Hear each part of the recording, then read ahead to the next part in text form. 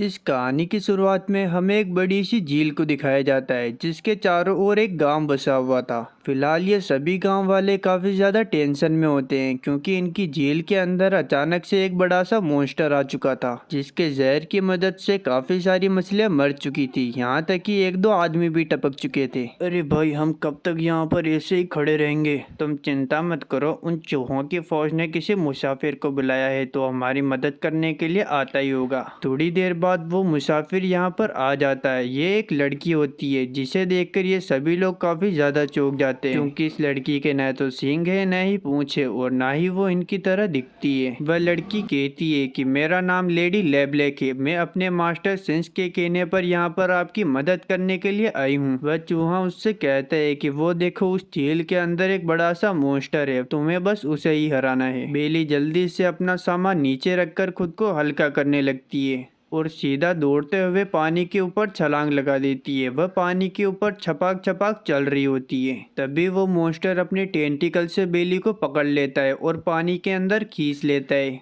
बेली देखती है कि उस मॉन्स्टर के बहुत सारे टेंटिकल्स होते हैं। वह जल्दी से पानी से बाहर आ जाती है, साथ में उस मॉन्स्टर का एक टेंटिकल भी काट के लेकर आती है। बेली कहती है कि जैसा कि मुझे लगा था ये एक निग्रोनी ही है, लेकिन मुझे पता नहीं था कि ये इतना बड़ा होगा। अब बेली अपनी बड़ी सी तलवार निकालकर उस मॉन्स्टर से फाइट करने लगती है। बेली काफी आसानी से उस मॉन्स्टर के टेंटिकल्स को काटते जा रही थी, लेकिन उस मॉन्स्टर के टेंटिकल काफी ज्यादा होते हैं जिसकी वजह से बेली को भी काफी दिक्कत हो रही होती है। अब बेली अपनी मैजिकल तलवार का इस्तेमाल करती है और उस निग्रोनी के टेंटिकल को काटते हुए उछलकर जोरदार उस निग्रोनी की गर्दन के ऊपर एक अटैक करती है और इसी के साथ उसका खेल खत्म हो जाता है। लेकिन एक दिक्कत हो जाती है, निग्रोनी का सारा जहर आसमान में उड़ने लगता है। तभी अचानक से उसका एक टेंटिकल बेली को पकड़ लेता है। बेली उससे पूछती है कि आखिर तुम कहाँ से आए हो और आखिर क्यों आए हो। निग्रोनी उसे बताती है कि मैं यहाँ पर समुद्र से आई हूँ, लेकिन मैं वापस नहीं जा सकती क्योंकि मुझे इन बीजों को सुरक्षित रखना है। बेली अपनी आंखों में आंसू लेते हुए उस निग्रोनी का काम पूरी तरीके से तमाम कर देती है। बेली घर जाते समय निग्रोनी का एक टेंटिकल का टुकड़ा साथ लेकर जाती है क्योंकि वो आज इसका डिनर करेगी।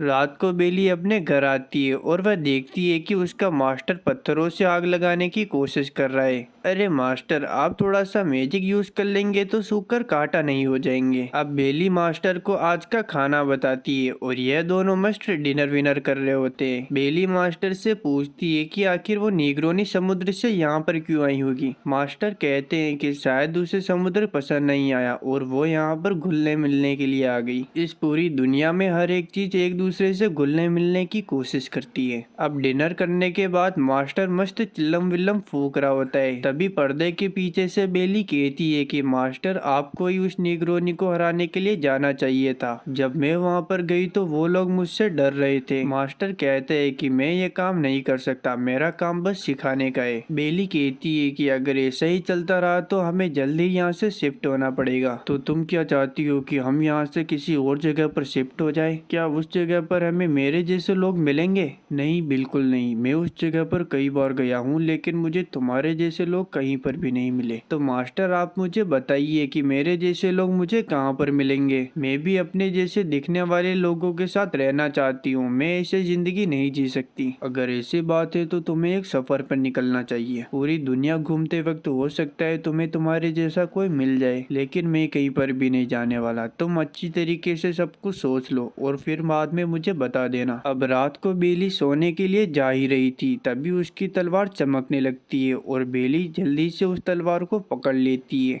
अब हमें बेली का एक पास्ट दिखाया जाता है जहाँ पर सभी लोग कहते हैं कि ये लड़की एक पत्थर से बाहर निकली है। वो लोग बेली को एक मॉन्स्टर मानते हैं और काफी सारे बच्चे उसे परेशान भी करते हैं। बेली दौड़ती हुई एक महल के अंदर चली जाती है। वहाँ पर काफी अंधेरा होता है। वो महल के बेसमेंट के अंदर एक तलवार को देखती है जिसको जंजीरों से बांधा हुआ था। बेली जैसे ही उस तलवार को टच करती है, उस तलवार की सारी बेड़ियां टूट जाती है और वो तलवार बेली के हाथ में आ जाती है। बेली उस तलवार को लेकर वहां से भागने लगती है, लेकिन कुछ गार्ड्स उसे देख लेते हैं और उसका पीछा करने लगते हैं। अचानक से उसके सामने एक सोल्जर आ जाता है जो बेली को कहता है कि उस तलवार को नीचे रख दो। तभी बेली को उस तलवार में से आवाज आती है कि इस सोल्जर को काट दो और पूरी दुनिया को जीत लो। बेली उस तलवार से उस सोल्जर के ऊपर अटैक करती है और उस सोल्जर की तलवार ही टूट जाती है। बेली जल्दी से वहां से भागने लगती है, लेकिन दूसरा सोल्जर आकर बेली को पटक देता है। वो बेली से पूछता है कि क्या तुम्हें ये तलवार चाहिए। बेली कहती है कि हाँ मुझे ये चाहिए, और वो सोल्जर बेली को उस तलवार के साथ ही जेल के अंदर बंद कर देता है।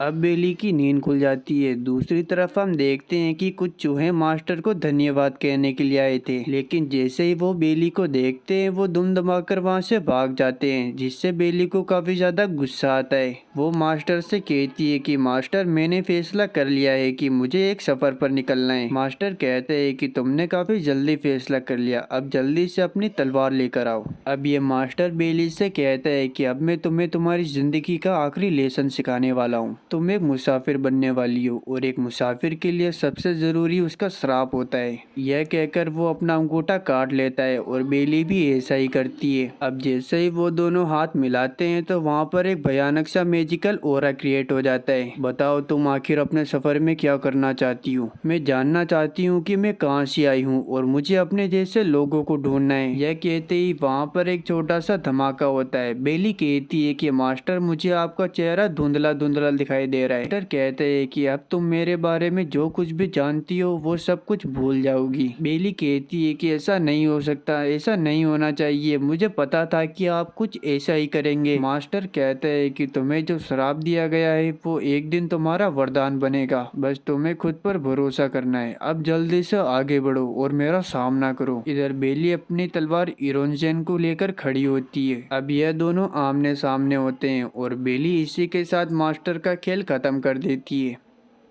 कुछ देर बाद हमें बेली को दिखाया जाता है जो उसी जगह पर खड़ी हुई थी जहाँ पर उसकी आंखें पहली बार खुली थी। वो वहीं पर थोड़ी देर के लिए सो जाती है। तभी हम देखते हैं कि पेड़ के ऊपर एक बंदा बैठा होता है जो बेली को देखते हुए कहता है कि आखिरकार मैंने तुम्हें ढूंढ ही लिया। थोड़ी देर बाद बेली की नींद खुलती है और वो मस्त चाय वाय पी रही होती है। तभी अचानक से उसके पास एक छोटा सा खरगोश आता है। बेली उसे अपनी गोद में उठाती है और कहती है कि तुम तो काफी ज्यादा क्यूट हो, लेकिन तुम यहाँ पर क्या कर रहे हो, क्या तुम्हें मुझसे डर नहीं लगता। लेकिन वो खरगोश कुछ जवाब ही नहीं देता। आखिर में बेली उस खरगोश को वहीं पर छोड़कर आगे चली जाती है। वो सीधा पाक शहर आ जाती है जहाँ से उसके सफर की शुरुआत होगी। वो लोग बेली को काफी अजीब नजरिए से देख रहे थे। वो लोग बेली को देखकर कहते हैं कि आखिर ये कौन सा जानवर है। बेली सीधा सिटी के रेस्टोरेंट में आ जाती है। वहाँ पर वो वर्कर से इस शहर के बारे में पूछती है। वर्कर बताता है कि यह शहर दो माइंडसेट वाले लोगों में बटा हुआ है, पहला जो अच्छे हैं, दूसरा जो बुरे हैं। तुम भी जल्दी से डिसाइड कर लो कि तुम्हें अच्छा बनना है या फिर बुरा। बेली कहती है कि मैं एक सफर पर निकली हूँ तो मुझे इन चीजों से कुछ मतलब नहीं। अचानक से बेली के सिर में दर्द होने लगता है और उसे याद आता है कि उसने किसी न किसी आदमी को मारा था, लेकिन किसे मारा था ये याद नहीं आता। तभी वहाँ पर कुछ लोग एक खरगोश को पकड़ कर लेकर आते हैं। यह वही खरगोश होता है जो बेली को सुबह मिला था। इस खरगोश ने हमें बहुत परेशान किया है। अब इस खरगोश को हमसे कोई नहीं बचा सकता। वो लोग उसके ऊपर हमला करने ही वाले थे। तभी बेली कुर्सी को फेंक कर ये सब रोक देती है। अब वो अपनी बड़ी सी तलवार को निकाल लेती है और उनमें फाइट शुरू हो जाती है। लेकिन जैसे ही बेली उस आदमी को काटने वाली होती है, एक अजीब सी फोर्स आकर बेली को रोक लेती है। वो दूसरे लोगों के ऊपर भी हमला करती है, लेकिन उन्हें भी काट नहीं पाती। अचानक से उसे अपने मास्टर के श्राप वाली बात याद आती है और वो समझ जाती है कि शायद यही मेरा श्राप है कि मैं किसी को अब काट नहीं सकती। अचानक से एक बंदा खरगोश के ऊपर हमला कर देता है, लेकिन बेली उसे काट नहीं वाली थी।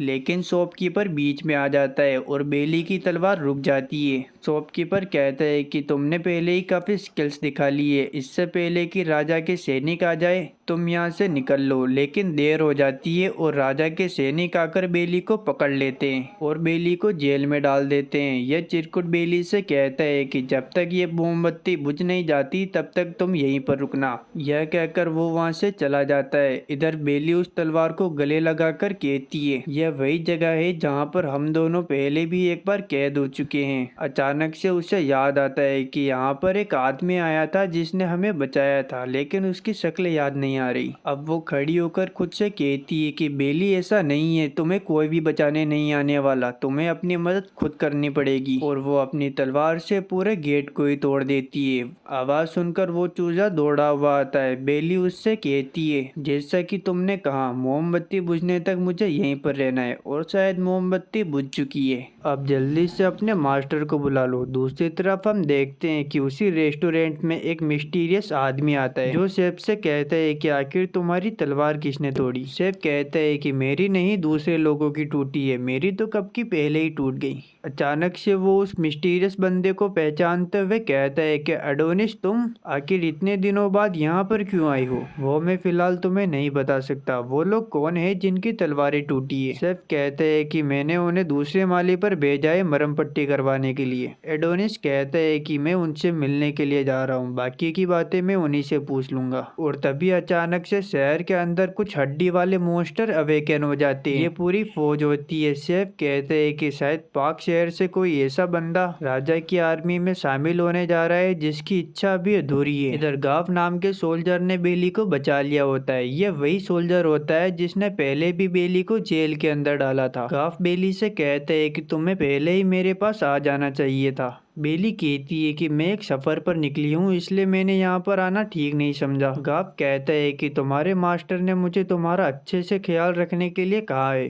और वो बेली को एक लॉकेट देता है और उससे कहता है कि तुम्हें इसके ऊपर अपना नाम लिखना होगा। बेली कहती है कि मैं इसे नहीं रख सकती। गाफ कहता है कि तुम एक मुसाफिर बनने वाली हो तो तुम्हें किसी न किसी राजा की शरण में आना पड़ेगा, इससे तुम्हें तुम्हारे सफर में काफी ज्यादा मदद मिलेगी। बेली भी फाइनली उसे ले लेती है। इधर गाफ कहता है कि तुम्हें एक बार राजा से मिलना भी पड़ेगा। अगले दिन गाफ बेली को राजा के पास लेकर जाता है। वह बेली से कहता है, गाफ बेली से कहता है कि तुम्हें परमिशन मिलने के बाद थोड़े दिनों के लिए सोल्जर बनकर राज्य की सेवा करनी पड़ेगी। अब यह लोग राजा के कमरे में पहुंच जाते हैं। राजा का कमरा 3 पवित्र स्तंभों के बीच में स्थित होता है। गाफ कहता है कि राजा पवित्र पेड़ से पूरी तरह मिल चुका है। राजा भगवान के पास हमारी बात पहुंचाने का एकमात्र रास्ता है। थोड़ी देर बाद वहाँ पर एक अजीब सा आदमी अवेकन होता है जो पूरी तरीके से पेड़ से मिल चुका है। उसकी छाती पर एक सिर बना हुआ था जो बेली के लिए कहता है कि ये लड़की तो काफी बदतमीज है, इसे तो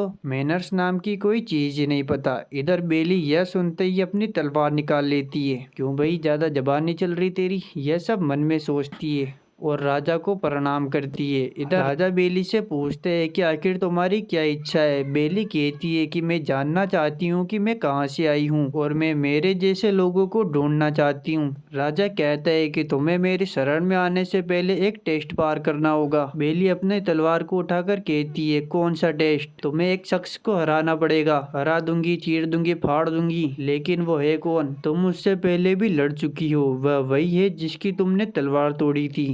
अगले सीन में हम देखते हैं कि लेब्लैक एक जादूगरनी के पास आया हुआ होता है। वह जादूगरनी कहती है, आखिरकार तो कितने दिनों बाद मिले हम दोनों लेब्लैक। क्या तुम्हारा चूजा घोंसले से उड़ गया? हाँ, तुम कह सकती हो। वैसे उसने एक झटके में ही मेरी तलवार तोड़ दी और मैंने काफ़ी मुश्किल से अपनी जान बचाई है। जैसा कि मैं जानती थी तुम पहले की तरह ही लापरवाह हो, लेकिन मैं ये तलवार ठीक क्यों करूं? वो इसलिए क्योंकि ये तलवार तुम्ही ने बनाई है और तुमसे अच्छी तलवार इस दुनिया में कोई भी नहीं बना सकता। और तुम पहले की तरह मस्का मारना कभी नहीं छोड़ोगे। ठीक है, मैं ये तलवार ठीक कर दूंगी।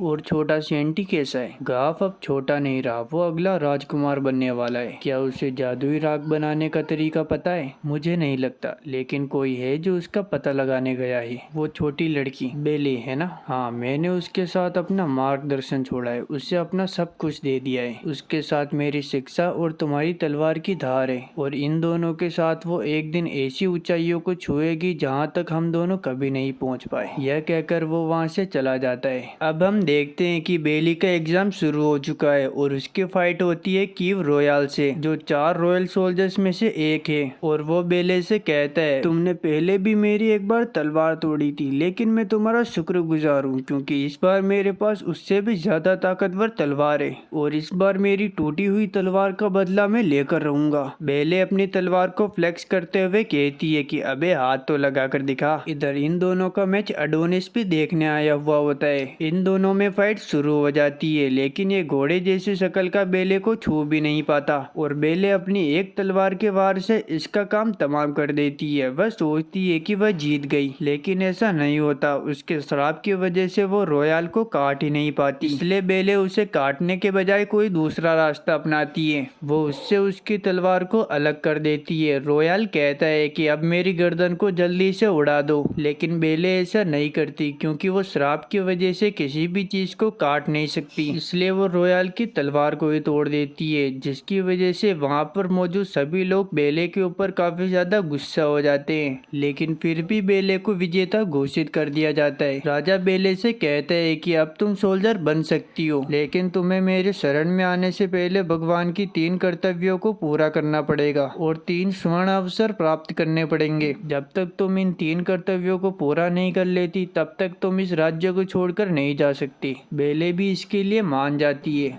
अब बेले को छोटी मोटी खरोंचें आ रखी थी, इसलिए घाव उसके ऊपर मैजिकल पाउडर लगाता है, जिससे बेले के सारे घाव खुद ब खुद भर जाते हैं। और तभी अचानक से बेले के कान में एक आवाज आती है। सोल्जर की जो तलवार होती है वो उसके शरीर का एक हिस्सा होता है। जब किसी सोल्जर की तलवार टूटती है तो उसका एक हिस्सा हमेशा के लिए खो जाता है और उसका गुरूर भी टूट जाता है। बेले कहती है कि पता नहीं ये आवाजें कहाँ से आती है, लेकिन ये बात तो मुझे पहले से ही पता थी। अब हम रात का सीन देखते हैं जहाँ पर ये रेबिट कुछ चबा रहा होता है और अचानक से एक अलग ही बोलने वाले रेबिट में कन्वर्ट हो जाता है और अपनी इवल स्मेल दिखाते हुए अचानक से कहीं पर गायब हो जाता है। इधर ये रेस्टोरेंट वाले बदमाश अपनी टूटी हुई तलवारों को लेकर बैठे हुए थे। मुझे एडोनिस ने ये मैजिक पोर्शन दिया है और उसने कहा है कि अगर हम इसे अपनी तलवारों के ऊपर डाल देंगे तो हमारी तलवारें वापस ठीक हो जाएगी। अरे एक बार मेरी तलवार ठीक हो जाए फिर उस खरगोश के तो टुकड़े टुकड़े कर दूंगा मैं। और अचानक से वहाँ पर वही खरगोश आ जाता है और कहता है कि आखिर तुम लोग किसके टुकड़े करने की बात कर रहे हो, और वो अपने मैजिक से उन चारों के ऊपर आग लगा देता है। असलियत में तो वो लोग एक दर्दनाक सपना देख रहे होते हैं। इधर ये रेबिट अपना सामान लेकर वहाँ से चला जाता है और हम देखते हैं कि रात में ये हड्डियों की गैंग भी इधर उधर घूम रही होती है। अब हम सुबह देखते हैं जहाँ पर बेली ग्राफ से कहती है कि ये मैजिक पोर्शन तो काफी बढ़िया है, मुझे तो इसकी ताकत का अंदाजा ही नहीं था। तभी ग्राफ बेली से कहता है, क्या तुम्हें पता है कि वो इवल सोल्जर्स टेरिटरी के ईस्ट में हमला करने वाले हैं। बेले को याद आता है कि वहाँ तो उसके मॉम डैड रहते हैं और वह कहती है कि आपने ये बात मुझे पहले क्यों नहीं बताई। ग्राफ कहता है कि मैं ये बात तुम्हें नहीं बता सकता था, केवल रॉयल सोल्जर्स को ही ये जानने की इजाजत है और तुम वहाँ पर नहीं जा सकती जब तक कि तुम्हें राजा का ऑर्डर नहीं मिल जाता। और किस्मत से बेले को वो ऑर्डर मिल जाता है, लेकिन जब तक वो अपने घर पहुंचती है तब तक तो सब कुछ तबाह हो चुका था। आसपास के लोगों के साथ साथ बेले के मॉम डैड को भी किडनैप कर लिया गया था। बेले जल्दी से दौड़ती हुई जंगल की तरफ जाती है और उसे वो लोग मिल भी जाते हैं। बेले बिना कुछ सोचे उन लोगों के ऊपर हमला कर देती है। वो लोग बेले के ऊपर तीरे चलाते हैं और वो उन सभी को बड़ी आसानी से हरा देती है, लेकिन उनमें से कुछ लोग बचकर निकल जाते हैं और तब तक तो राजा के बाकी सोल्जर्स भी आ चुके थे। बेले अपने मॉम डैड से मिलती है। ये उसके असली मॉम डैड नहीं होते, बस इन्होंने उसे पाला है। और बेले को पता चलता है कि उसकी एक छोटी बहन भी है जिसका नाम भी बेले लेबलैक है। दूसरी तरफ हम देखते हैं कि फाइट के दौरान इन लोगों ने बेले का लॉकेट चुरा लिया था, लेकिन इनकी किस्मत खराब होती है कि इनके सामने वही खरगोश आ जाता है। अरे देखो तो सही, हमारे सामने क्यूट खरगोश आया है। तुम्हारे पास मेरी एक चीज है तो जल्दी से मुझे वापस कर दो। अब हम रात को देखते हैं जहाँ पर बेले अकेले टहल रही होती है और अचानक से वो खरगोश बेले के पास आ जाता है। बेले कहती है कि आखिर तुम मुझे कैसे जानते हो, क्या तुम उस खरगोश के बड़े भाई हो? हाँ, आप ऐसा कह सकती है। आपका शुक्रिया कि आपने उसका इतना ध्यान रखा। मैं शुक्रिया कहते हुए आपको एक जगह पर लेकर चलता हूँ और वो जगह आपको बहुत पसंद आएगी। यह लोग एक रेस्टोरेंट टाइप की जगह में आ जाते हैं जहाँ पर ये लेडी जो एक गाना गाती है और वो गाना सभी को काफी ज्यादा पसंद आता है। उस गाने के अंदर बेले का नाम होता है। बेले खरगोश से कहती है कि वो देखा तुमने, उस गाने के अंदर मेरा नाम था, आखिर उसे मेरा नाम कैसे पता चला। खरगोश कहता है कि हो सकता है कि उस गाने के अंदर जो नाम है उसी के ऊपर तुम्हारा नाम रखा गया हो। क्या तुम्हें पता है कि इस गाने का मतलब क्या है? इसमें बेले नाम की लड़की का नाम लिया गया है जो एक दिन सफर पर निकलती है। यह सुनते ही बेले के दिमाग में आता है कि शायद उसके मॉम डैड ने इसी गाने के ऊपर उसका नाम रखा और शायद उन्हें पता था कि मैं एक दिन सफर पर निकलूंगी, और वो रोने लगती है। अचानक से वो खरगोश उस पेंडेंट को टेबल पर रखकर वहां से चला जाता है। अब अगले दिन बेले को राजा के दरबार में बुलाया जाता है। उसने जो मिशन पूरा किया था उसके इनाम के लिए राजा उसके सामने एक तराजू रखता है और कहता है कि तुम्हारी तलवार इस तराजू में रख दो। इस तलवार के भार के बराबर तुम्हें सोना दिया जाएगा। और लिटरली वो सोना इतना ज्यादा होता है कि बेले अपने साथ साथ बाकियों को भी वो सोना बांट देती है। रास्ते में जाते समय वह गाफ से पूछती है कि तुम तो 4 रॉयल सोल्जर्स में से एक हो ना, और दूसरा है रॉयल, तो बाकी के 2 सोल्जर्स कौन है? उन दोनों में से एक का नाम डिजियानो है, वो काफी ज्यादा खतरनाक है, यहाँ तक कि मुझे तो ये भी नहीं पता कि वो लड़का है या फिर लड़की। बेले कहती है कि इसका मतलब वो एक मरमेट है ना, लेकिन वो अभी कहाँ पर है?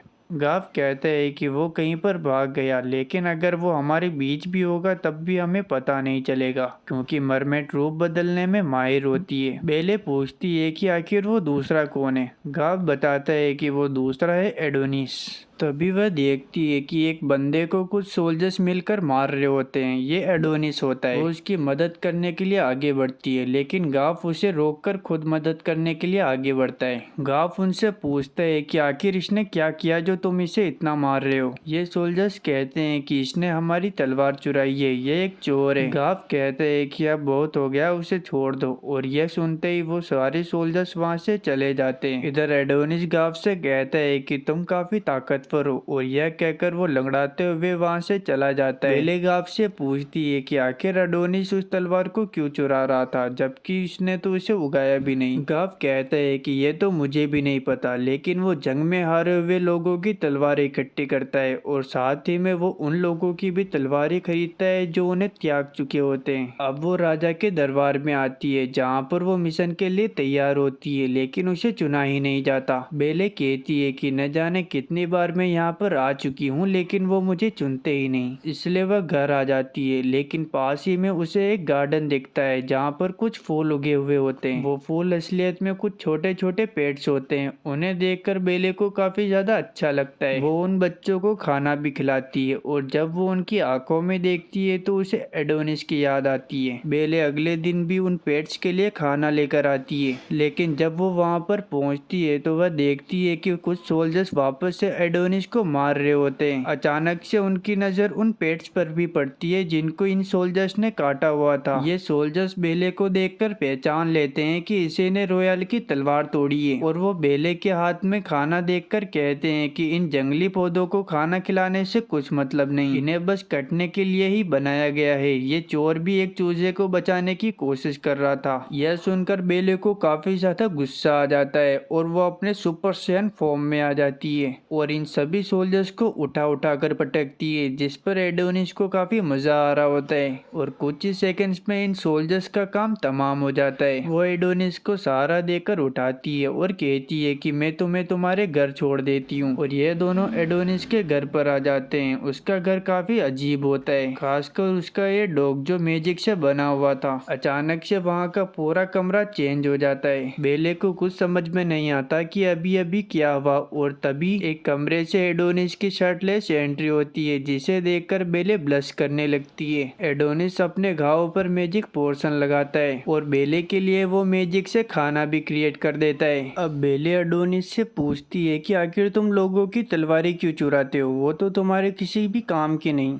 एडोनिस कहता है कि दरअसल मैं इस पाक शहर से कुछ पूछना चाहता हूँ, और वह एक अजीब सी तलवार को टेबल के ऊपर रखता है। उस तलवार के ऊपर एक क्वेश्चन मार्क बना हुआ था। बेले कहती है कि आखिर इसका मतलब क्या है। एडोनिस कहते हैं कि ये मेरा स्पेल है, इसकी मदद से मैं किसी भी तलवार को अपना बना सकता हूँ। यह कहते ही बेले उस तलवार को पकड़ने वाली होती है, लेकिन एडोनिस उसे रोक देता है और कहता है कि अगर तुम इस तलवार को पकड़ोगी तो मेरा स्पेल टूट जाएगा। और इसके ऊपर जो ये क्वेश्चन मार्क बना है, ये पुराने लोगों के लिए सवाल है कि वो लड़ाई क्यों करते थे, आखिर मैं यहाँ पर क्यों हूँ। बेले एडोनिस को समझते हुए कहती है कि शायद हम दोनों भी एक ही रास्ते पे हैं। अचानक से इन दोनों को खिड़की के बाहर राजा दिखाई देने लगता है। दरअसल एडोनिस का डॉग राजा के दरबार में होता है और वो जो कुछ भी देखेगा वो भी इन लोगों को दिखाई देगा। राजा कुछ बोल रहा होता है और डिजियानो का नाम लेता है। डिजियानो का नाम सुनकर बेले कहती है कि आखिर राजा डिजियानो को नाम क्यों ले रहे हैं। एडोनिस बताता है कि दरअसल डिजियानो के ऊपर भी बुराई हावी हो चुकी है। किसी को नहीं पता कि डिजियानो लड़का है या फिर लड़की, वो दोनों को अपनी ओर अट्रैक्ट करता है। साथ ही में वो उन लोगों को लड़वाता भी है। एक तरह से वो यहाँ का भगवान बनना चाहता है, लेकिन गाव को यह सब मंजूर नहीं था, इसलिए उसने डिजियानो को ड्यूल बैटल में हरा दिया और साथ में उसकी तलवार भी तोड़ दी। राजा बेले का भी नाम लेता है, लेकिन एडोनिस कहता है कि मुझे इस बारे में कुछ भी नहीं पता, लेकिन मैं तुम्हें बता दूं कि डिजियानो ने हारने के बाद अंडरटॉक्स को उकसाया है। अब हमें पता चलता है कि राजा ने बेले का नाम इसलिए लिया था क्योंकि उसे अगला मिशन दिया गया है। एडोनिस और बेले दोनों गाफ के केबिन में बैठे होते हैं। गाफ वहां पर आता है और एडोनिस से कहता है कि तुम दूसरी लाइन में हो, लेकिन तुम्हें सबसे पहले हमला करना पड़ेगा। तुम्हें अकेले ही डिजियानो को हराने की कोई जरूरत नहीं है, तुम्हारे पीछे और भी सैनिक होंगे, इसलिए गलत कदम मत उठाना। एडोनिस कहता है कि ये जंग पहले ही एक गलत कदम है। बेले कहती है कि क्या मतलब है तुम्हारा। एडोनिस कहते हैं कि बेले, हम ये लड़ाई काटा कौम में लड़ने वाले अंडरडॉग्स के लिए वो एक पवित्र जगह है और उन्हें वहां पर आने और जाने के इतने रास्ते मालूम है जितना कि हम हिसाब भी नहीं लगा सकते, और मुझे पता है कि वो काफी ज्यादा बेरहमी से लड़ेंगे। गाफ कहता है कि इसलिए तो मैं पहले तुम्हें भेज रहा हूँ क्योंकि तुम उस जगह को अच्छे से जानते हो। इधर एडोनिस गुस्सा होकर वहाँ से चला जाता है। अब हम रात को उस खरगोश को देखते हैं जिससे मिलने के लिए खुद बेले के मास्टर आए हुए थे। ये खरगोश उसे देखकर कहता है कि आखिर टोक टोक का प्रिंस यहाँ पर क्या कर रहा है। तुम्हारी स्माइल देखकर मुझे लगता है कि तुम वो इंसान नहीं रहे जो सवाल पूछा करते थे। लेब्लैक कहता है कि तुमने बिल्कुल सही कहा, लेकिन मैं बस ये जानने आया था कि तुम आखिर मेरे स्टूडेंट बेली के साथ क्यों घूम रहे थे। खरगोश कहता है कि देखो, मैं तुमसे कुछ नहीं छुपाऊंगा, मुझे बस इतना पता लगाने के लिए भेजा गया था कि अगर बेले हमारे लिए खतरनाक हुई तो मैं बेले को वहीं पर खत्म कर दूंगा, लेकिन मुझे फिलहाल ऐसा कुछ नहीं लगा, लेकिन अगर वो कभी हमारे लिए खतरा बनी तो मैं उसे उसी वक्त मार दूंगा। अब हम देखते हैं कि यह पूरी फौज मिलकर एडोनिस से फाइट करने के लिए निकल चुकी है। तभी यह सांड जैसा बड़ा आदमी बेले की तलवार को उठाने की कोशिश करता है, लेकिन ये तलवार इतनी भारी होती है कि इसके हाथ से फिसल जाती है। ओ मेरी प्यारी तलवार, तुम्हें चोट तो नहीं आई? पता नहीं ऐसे लोग कहाँ कहाँ से आ जाते हैं।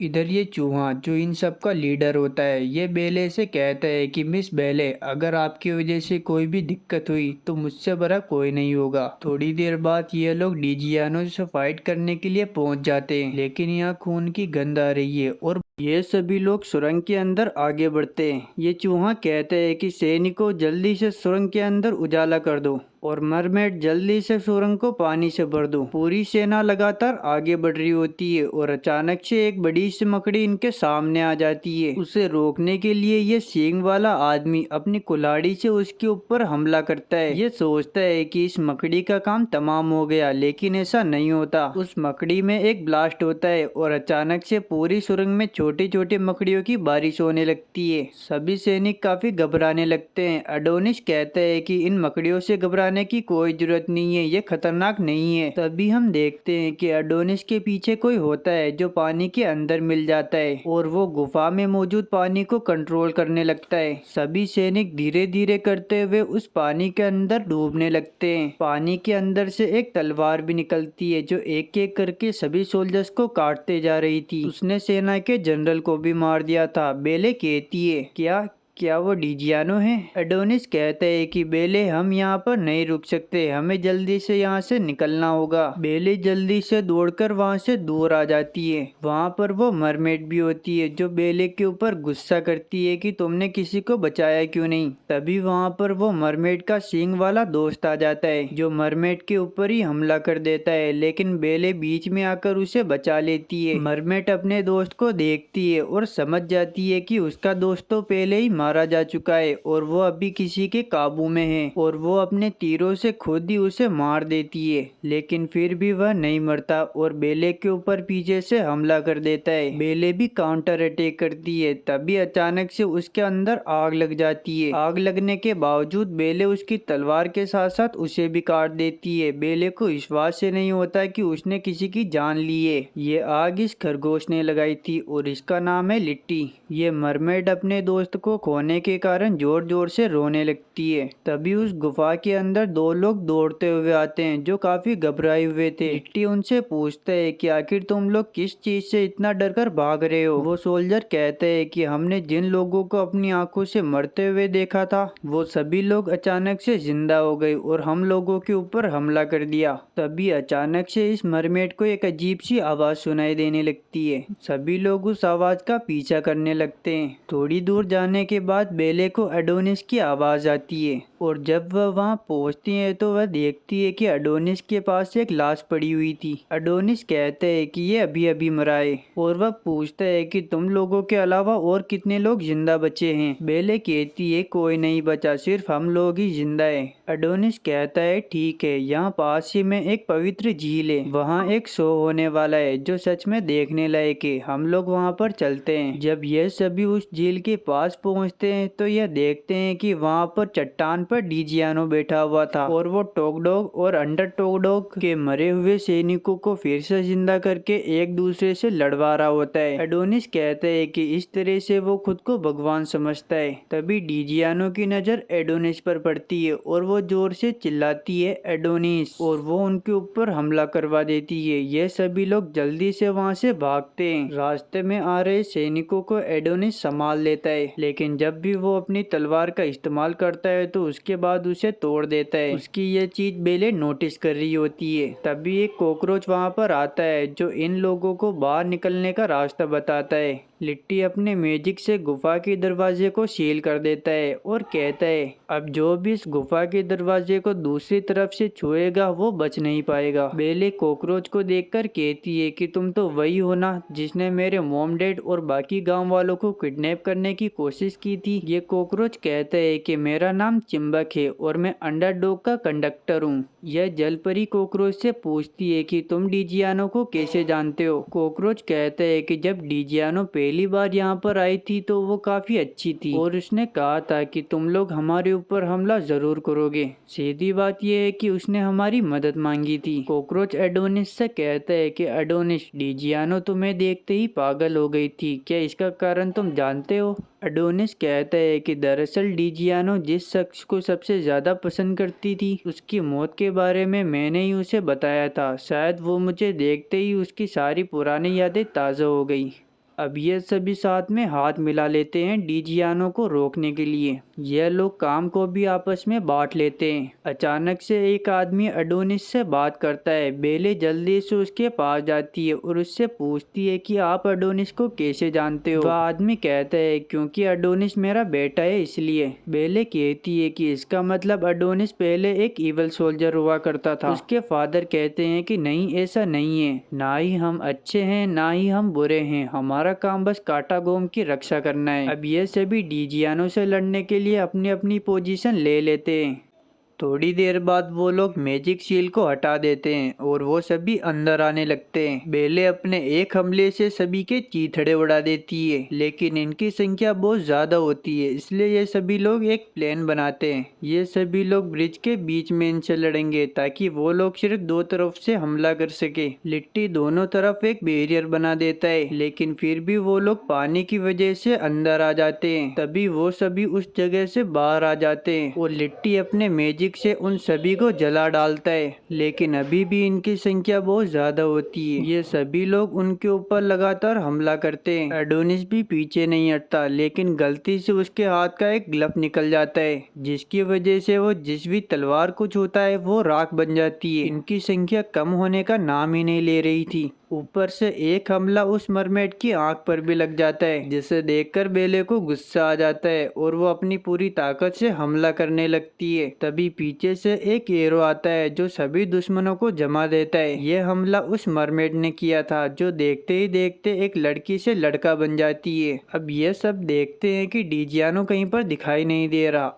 अब यह सब नोटिस करते हैं कि डिजियानो कहीं पर छुप गया है। उसे बाहर निकालने के लिए ये सभी एक प्लान बनाते हैं कि हम सभी डिजियानो को गुस्सा दिलाएंगे, जिससे कि वो बाहर आ जाएगा। ये लोग गुफा के सारे पानी को रोक देते हैं, जिससे कि डिजियानो इस पानी का फायदा न उठा सके। अब ये सभी गुफा की गहराइयों में जाने लगते हैं, जहाँ पर काफी अंधेरा होता है, इसलिए एडोनिस के फादर उन सभी को गाइड कर रहे होते हैं। बेले एडोनिस से पूछती है कि आखिर हम लोग कहाँ पर जा रहे हैं। एडोनिस कहता है कि हम मौत के कुएं के पास जा रहे हैं। थोड़ी देर में ये लोग वहाँ पर पहुँच जाते हैं। ये एक कब्रिस्तान होता है। चुंबक लिट्टी को ऑर्डर देता है कि जल्दी से इस पूरे कब्रिस्तान के चारों ओर एक बैरियर बना दो। लिट्टी भी उसकी बात मानते हुए चारों ओर बैरियर क्रिएट कर देता है, लेकिन एक दिक्कत हो जाती है, वो बैरियर उन लोगों को रोक ही नहीं पाता। ये लोग सोचते हैं कि अब तो हम सबकी फील्डिंग सेट है। ऊपर से बहुत सारा पानी अंदर आ रहा होता है और उसके साथ डिजियानो भी आ जाता है। डिजियानो सीधा चुंबक के ऊपर हमला कर देता है। चुंबक उससे बचने की कोशिश करता है, लेकिन फिर भी उसकी एक टांग कट जाती है। बेले और एडोनिस जल्दी से चुंबक को बचा लेते हैं। चुंबक लिट्टी को जल्दी से दूसरे हमले का ऑर्डर देता है और लिट्टी अपनी आग से पूरे कब्रिस्तान को जला देता है। थोड़ी देर बाद उस भभकती आग में से 3 लोग बाहर आते हैं और फट जाते हैं, जिससे बहुत सारा खून बह जाता है। उसके अंदर डिजियानो होता है, जो उन सभी को काटना शुरू कर देता है। अब चुंबक की बारी होती है, लेकिन ये नजर रखने वाला सोल्जर बीच में आ जाता है और अपने हमले से डिजियानो को खून से बाहर निकाल देता है। वो उसे उछाल देता है, लेकिन अफसोस की बात यह है कि वो नहीं बच पाता। अब डिजियानो एडोनिस के साथ हैंड टू हैंड फाइट करता है, जिसमें एडोनिस लगातार एक के बाद एक तलवार डिजियानो के पेट में घुसाया जा रहा था। अब ऐसा लग रहा था जैसे कि अब डिजियानो का खेल खत्म, लेकिन अभी कहाँ। डिजियानो एडोनिस को खून के अंदर डुबा देती है। बेले भी उसमें कूद जाती है और उसके पीछे लिट्टी भी खून में कूद जाता है। अंदर का माहौल काफी अजीब सा था, जिसे बेले पहले भी महसूस कर चुकी थी। लिट्टी अपने मैजिक से जमीन क्रिएट करता है। यह लोग ऊपर देखते हैं, जहाँ डिजियानो और एडोनिस की जोरदार फाइट चल रही होती है। एडोनिस डिजियानो का एक हाथ काट देता है और उसको बीच में से फाड़ देता है। बेले कहती है कि ये तो राजा के पेड़ की जड़ों जैसा लग रहा है। लिट्टी कहता है कि घातक बीमारी ने उसे झूठे देवता का सिंहासन बना दिया। बेले कहती है कि आखिर झूठे देवता से क्या मतलब है तुम्हारा। लिट्टी कहता है कि तुम्हें जल्दी ही पता चल जाएगा। इधर एडोनिस अपनी तलवार से डिजियानो का खेल खत्म कर देता है। बेले भी अपनी तलवार को उसकी तरफ फेंकती है, जिससे उसके हमले से डिजियानो की तलवार टूट जाती है और इसी के साथ डिजियानो अपने दर्दनाक श्राप से आजाद हो जाती है। अब अगले दिन गाफ और बेले प्रैक्टिस कर रहे होते हैं। तभी बेले गाफ से कहती है कि मुझे लगता है कि तुम्हें बहुत गहरी चोट लगी है। आखिर तुम्हें ये चोट लगी कैसे। गाफ कहता है कि मैं काटागोम के एक आदमी से लड़ा था, जिसका नाम टॉम हेलोन था। बेले कहती है कि वो तो एडोनिस के फादर है ना। गाफ कहता है कि मैंने उन्हें मार दिया। तुमने ऐसा क्यों किया। मुझे डिवाइन जनरल का ऑर्डर मिला था और जब तक किंग मुझे रुकने के लिए नहीं कहते, मैं पीछे नहीं हट सकता। बेले गुस्सा होते हुए कहती है कि अगर ऐसा है तो मैं चाहूंगी कि मेरी मौत तुम्हारी तलवार से हो, और यह कहकर वो यहाँ से चली जाती है। अब बेले गुस्सा होकर सड़क पर चल रही थी, तभी अचानक से वो एक लड़की से टकरा जाती है, जिससे उस लड़की को चोट लग जाती है और उसके नाक से खून बहने लगता है। वो लड़की उस खून को चाट लेती है और कहती है कि इसका टेस्ट तो लोहे जैसा है। बेले उसकी ड्रेस देखकर सोचती है कि शायद ये दरबार से। वो उससे पूछती है कि आखिर तुम्हारा छाता कहाँ पर है। वो कहती है नौकरों ने मुझे छाता दिया था, लेकिन वो मुझे खोलना ही नहीं आता, इसलिए मैंने उसे फेंक दिया।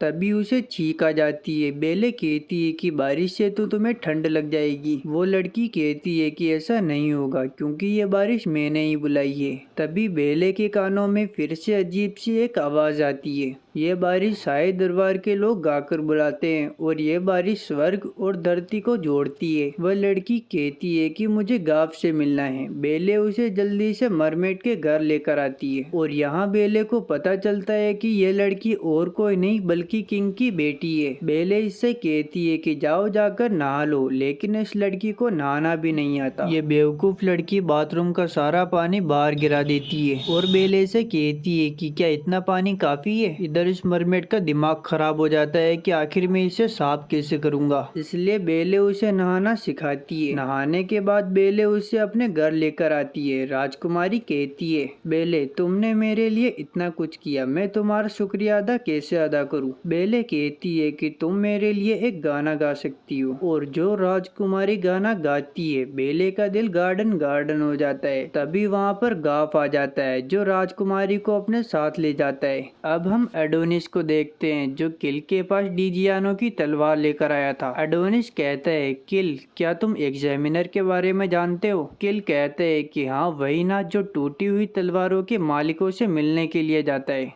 एडोनिस कहता है, हाँ फिलहाल मैं वही हूँ। जब एक तलवार टूटती है तो वो वापस जुड़ते वक्त अपने मालिक को परखती है और मुझे पवित्र राग के बदले कोशिश की राग दी गई है। जब मैं ये राग किसी टूटी हुई तलवार पर डालता हूँ तो वो तलवार वापस जुड़ते वक्त अपने मालिक की अच्छाई और बुराई को परखती है। डिजियानो की तलवार जब गाफ ने तोड़ दी थी तो मैंने इसे वापस जोड़ने के लिए कोशिश की राग का इस्तेमाल किया, पर बुराई डिजियानो के ऊपर हावी हो गई। अब तुम्हारी तलवार टूट चुकी है तो मैं तुम्हारी तलवार के ऊपर कोशिश की राग का इस्तेमाल करूंगा, और अगर जो डिजियानो के साथ हुआ वो तुम्हारे साथ भी हुआ, मैं इस तलवार के साथ साथ तुम्हें भी खत्म कर दूंगा। किल इसके लिए मान जाता है। एडोनिस डिजियानो और किल की दोनों तलवारों के ऊपर कोशिश की राख को डालता है और वह दोनों तलवार आपस में जुड़ जाती है। लेकिन जो डिजियानो के साथ हुआ वो किल के साथ नहीं होता। किल बिल्कुल ठीक होता है। अब एडोनिस बेले के पास जाता है और बेले से कहता है कि तुम कितनी अच्छी हो।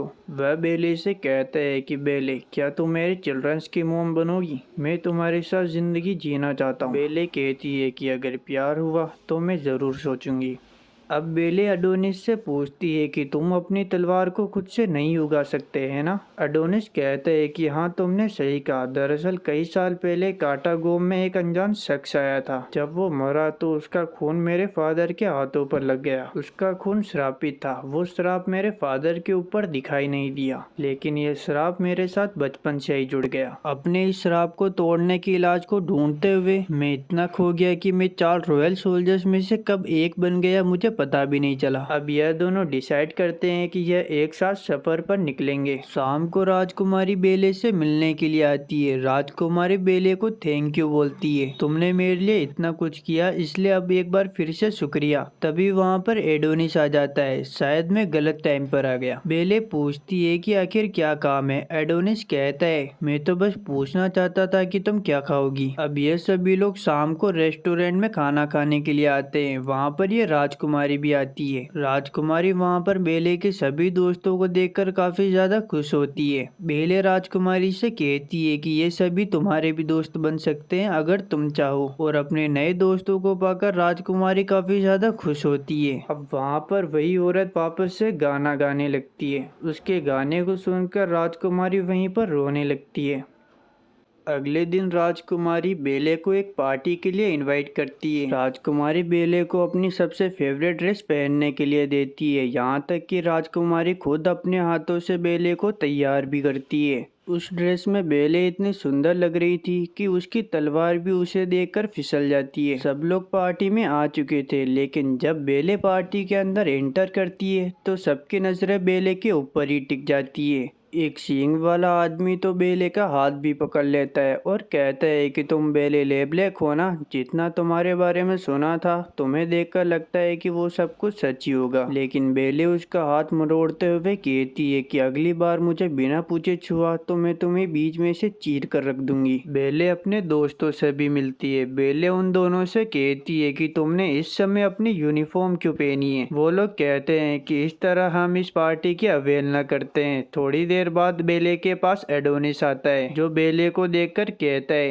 क्या माल है तंज यार। मारते हुए कहती है कि अगली बार ऐसा कुछ कहा तो तुम्हारे लिए बिल्कुल भी अच्छा नहीं होगा। तभी ऊपर खड़ा गाफ एडोनिस को आवाज देता है और अपने पास बुलाता है। गाफ बेले को भी कहते है कि ये ड्रेस तुम्हारे ऊपर काफी जच रही है। यह सुनकर एडोनिस बेले को तिरछी नजरों से देखने लगता है। बेले कहती है कि प्लीज मुझे परेशान मत करो। अब पार्टी की शुरुआत करते हुए राजकुमारी एक गाना गाती है और वो सच में काफी ज्यादा अच्छा होता है और उस गाने के अंदर बेले का नाम भी होता है। थोड़ी देर बाद वहाँ पर लिट्टी भी आता है, जो बेले को अपने साथ डांस करने के लिए कहता है और इन लोगों को सच में डांस करने में काफी मजा आ रहा होता है। दूसरी तरफ इन दोनों की मीटिंग चल रही होती है। गाफ एडोनिस से कहता है कि एडोनिस, मुझे तुमसे कुछ कहना है। वो क्या है कि काटागोम में मेरी तुम्हारे फादर के साथ फाइट हुई थी और उस फाइट के अंदर तुम्हारे फादर मारे गए। एडोनिस कहता है कि यह बात मुझे पहले से ही पता है। एक रेवन ने आकर मुझे पहले ही ये सब कुछ बता दिया था और मैं तुम्हें बता दूं कि वो इस तरह से ही इस जिंदगी से छुटकारा पाना चाहते थे, काटागोम की रक्षा करते हुए। गाफ कहता है क्या अच्छा, लेकिन तुम्हें यह नहीं पता कि उनकी तलवार मेरे पास है। क्या तुम्हें वो तलवार चाहिए? और अगर तुम्हें तुम्हारे फादर की तलवार सच में चाहिए तो तुमने अब तक जितनी भी तलवारें चुराई है वो सब वापस करनी पड़ेगी। उसके बाद ही मैं तुम्हें तुम्हारे फादर की तलवार दूंगा। यह सुनकर एडोनिस को गुस्सा आ जाता है और वो गाफ को ड्यूल बैटल के लिए चैलेंज कर देता है, पर गाफ कहता है कि मुझे नहीं लड़ना तुमसे। अब एंट्री होती है किल रॉयल की और वो पूरी तरीके से इवल बन चुका था और आते ही वो गाफ के ऊपर जोरदार हमला कर देता है। इधर भगवान उन सभी नजर रखने वालों की तलवारों की बेड़ियां खोल देते हैं और वो सभी मिलकर उस किल रॉयल के ऊपर हमला करते हैं, लेकिन किल रॉयल उन सभी को एक बार में ही खत्म कर देता है। उस तलवार ने पूरी तरीके से उसके ऊपर काबू पा लिया था। वो एडोनिस से कहता है कि तुम्हारा बहुत बहुत शुक्रिया एडोनिस, ये तलवार मुझे देने के लिए।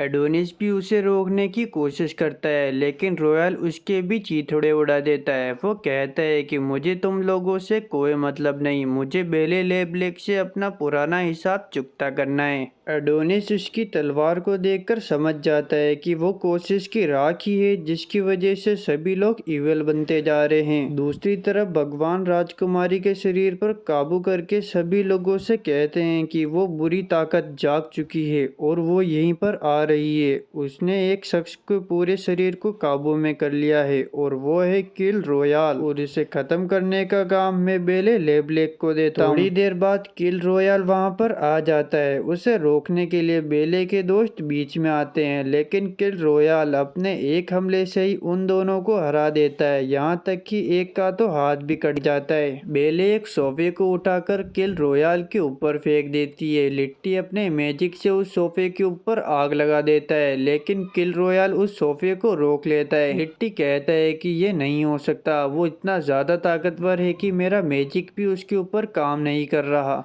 लिट्टी बेले से कहता है कि बेले, ये भगवान का तुम्हारे लिए आखिरी ऑर्डर है, जल्दी से अपनी तलवार लेकर आओ। इस आखिरी ऑर्डर को पूरा करने के बाद तुम यहाँ से सफर के लिए निकल सकती हो। बेले जल्दी से अपनी तलवार लेने जाती है, लेकिन जब वो अपनी तलवार को छूती है तो उसे कुछ अजीब सा और नया महसूस होता है। बेले जल्दी से तलवार लेकर मैदान में आती है। हम देखते हैं कि लिट्टी रॉयल से फाइट कर रहा होता है। वो लिट्टी से कहती है कि लिट्टी जल्दी से पीछे हट जाओ, किल रॉयल को मेरे हाथों मरने की बड़ी चुल मची हुई है तो मैं इसकी ख्वाहिश पूरी कर देती हूँ। अब इन दोनों में फाइट शुरू हो जाती है। यह दोनों लगभग बराबरी पर होते हैं। फाइट के दौरान बेले किल से कहती है कि तुम्हारी पहले वाली तलवार ज्यादा ताकतवर थी, यह वाली तो किसी काम की नहीं, और बेले अपने एक बार से किल का हाथ काट देती है। बेले को विश्वास नहीं होता कि उसकी तलवार ने फिर से किसी जिंदा चीज को काटा है, लेकिन किल रॉयल का हाथ वापस से उग जाता है और वो दुगनी तेजी से बेले के ऊपर हमला कर देता है। इससे बेले के हाथ पर एक बड़ा सा कट लग जाता है और उसका काफी खून बह जाता है। यह देखकर राजकुमारी जोरों से चिल्लाती है, बेले जल्दी से वहाँ से भाग जाओ, और वो भगवान से प्रार्थना करती है कि वो बेले की रक्षा करे। यह सुनकर किल को गुस्सा आ जाता है, तुम भगवान को बीच में लाकर हम दोनों की फाइट को बर्बाद करना चाहती हो, और वो सीधा राजकुमारी के ऊपर हमला करने के लिए दौड़ता है। लेकिन एंड वक्त पर बेले आ जाती है और किल को दूर फेंक कर राजकुमारी को बचा लेती है। थोड़ी देर बाद बेले को एहसास होता है कि यह पेड़ ही सभी लोगों को खा रहा है, शायद ये पेड़ ही इस शहर का भगवान है। अब बेले और किल एक दूसरे पर आखिरी वार करते हैं और किल का काम हमेशा के लिए तमाम हो जाता है। अब अगले दिन बेले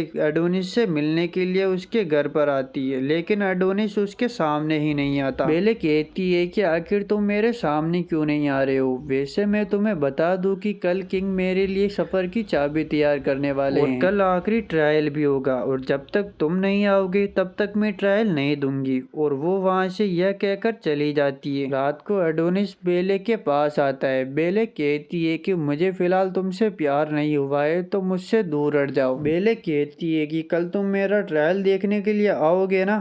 एडोनिस कहता है कि मैं कोई वादा नहीं करूंगा, लेकिन मैं तुम्हारा ट्रायल देखने आने की पूरी कोशिश करूंगा। यह कहकर एडोनिस वहां से चला जाता है। अगले दिन बेले राजा के महल में आती है और वो अपने पीछे अपने सभी साथियों को महसूस करते हुए उन्हें धन्यवाद बोलती है और महल के अंदर एंटर हो जाती है। महल के अंदर एंटर होते ही राजा कहता है कि आखिर तुम कौन हो जो हमारे दरबार में आए हो? बेले कहती है कि मेरा नाम बेले लेब्लैक है। आखिर तुम किस वजह से यहाँ आई हो? बेले कहती है आपने जो 3 काम करने को कहा था वो मैं पूरा कर चुकी हूँ, तो अब आप मुझे अपने सफर की चाबी दे दीजिए। तुम्हें तुम्हारे सफर की चाबी क्यों चाहिए? बेले कहती है ताकि मैं एक मुसाफिर बन सकूं। किंग कहता है आखिर तुम एक मुसाफिर बनकर क्या करोगी? आखिर तुम्हारा मकसद क्या है? बेले कहती है कि मैं एक मुसाफिर बनकर अपने जैसे लोगों को ढूंढना चाहती हूँ, उनसे मिलना चाहती हूँ और मैं अपनी जड़ें ढूंढना चाहती हूँ और जानना चाहती हूँ कि आखिर मैं कौन हूँ और कहाँ से आई हूँ। ठीक है बेले लेब्लैक, तुम्हारे सामने एक पियानो रखा हुआ है, तुम्हें उसे बस बजाना है। बेले जल्दी से आकर पियानो पर बैठ जाती है। बेले कहती है मुझे ये पियानो बजाना ही नहीं आता। किंग कहता है चिंता मत करो, तुम्हें इसे जैसे चाहे वैसे बजा सकती हो। अब ठीक है, इसे बजाते ही मुझे जो चाहिए वो मिल जाएगा। बेले उस पियानो के ऊपर अपनी उंगली रखती है। उसकी आवाज से अचानक बेले को ऐसा एहसास होता है जैसे कि उसका एक सबसे खास काम अभी अधूरा है। किंग कहता है कि ये तुम्हारी आखिरी परीक्षा है, इसमें तुम अपने अंदर झांक कर देखोगी, तुम अपने और अपने तलवार के रिश्ते को जानोगी। तब बेले लेब्लैक कहती है मुझे माफ करिए, लेकिन मैं अभी इसके लिए तैयार नहीं हूँ। किंग कहता है कि जब तक तुम इस परीक्षा को पार नहीं करोगी तब तक तुम्हें तुम्हारी सफर की चाबी नहीं मिलेगी। बेले कहती है कि मैं अभी ये नहीं कर सकती, मैं इस परीक्षा को पार नहीं कर सकती, मैं अगली बार आऊंगी तब इस परीक्षा को पार करूंगी। और यह कहकर वो बाहर आ जाती है। दूसरी तरफ एडोनिस गार्डन में चल रहा होता है, तभी कुछ लोग एडोनिस के ऊपर पीछे से हमला कर देते हैं। हे चोर कहीं के, जल्दी से हमारी चुराई हुई तलवारें हमें वापस कर दो। एडोनिस बिना कुछ कहे उनकी तलवारें उन्हें वापस कर देता है, लेकिन फिर भी वो लोग एडोनिस को जाने नहीं देते। तुम्हें क्या लगा कि हम लोग तुम्हें इतनी आसानी से छोड़ देंगे?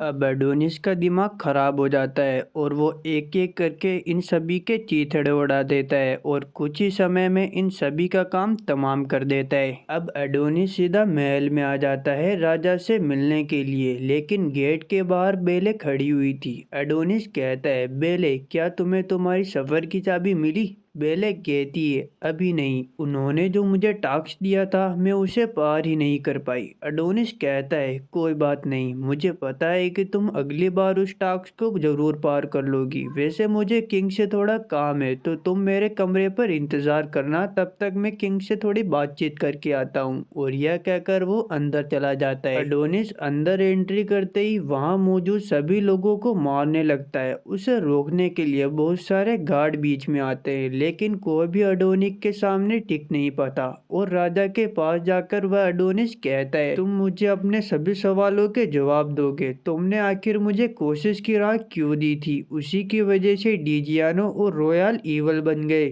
तुम ये सब पहले से ही जानते थे। राजा कहता है तुम सवाल बहुत पूछते हो, तुम्हें यह सब करके क्या मिला? पीछे देखो, तुमने उन मासूमों की जान ले ली, एक सोल्जर एडोनिस के पास आता है और एडोनिस उसे भी मार देता है, लेकिन वो बिल्कुल एडोनिस की तरह दिख रहा था। एडोनिस कहता है कि आखिर तुम ये मेरे साथ कौन सा खेल खेल रहे हो। किंग कहता है कि ये कोई खेल नहीं है, अभी अभी तुमने खुद को ही मार दिया। यहाँ सब कुछ भगवान की मर्जी से चलता है। अचानक से वहाँ कुछ सोल्जर्स उड़कर आते हैं और जब वो अपना मास्क हटाते हैं तो वो रॉयल और डिजियानो होते हैं और वो सभी लोग जो पहले ही मर चुके थे। अब एडोनिस पूरी तरीके से फंस चुका है। दूसरी तरफ बेले एडोनिस के कमरे में बैठकर उसका इंतजार कर रही होती है। तभी अचानक से पता नहीं कहीं से एडोनिस वहां पर आ जाता है। एडोनिस बेले के कान में कहता है कि मैं एक मरी हुई लाश हूँ, मुझे तुम्हारे जैसा बनना है, मुझे तुम्हारा शरीर चाहिए बेले। और यह कहकर वो उसे बिस्तर पर लेटा देता है और अपने जहरीले हाथों से बेले को छूने लगता है, जिससे बेले को काफी ज्यादा दर्द हो रहा था। एडोनिस कहता है कि मैंने अपने इन्हीं हाथों से अपनी माँ को भी मार दिया, ये श्राप मुझसे अलग ही नहीं होता बेले। और वो बेले को काफी जोरों से पकड़ लेता है। इधर बेले के ऊपर भी वो श्राप चढ़ रहा था,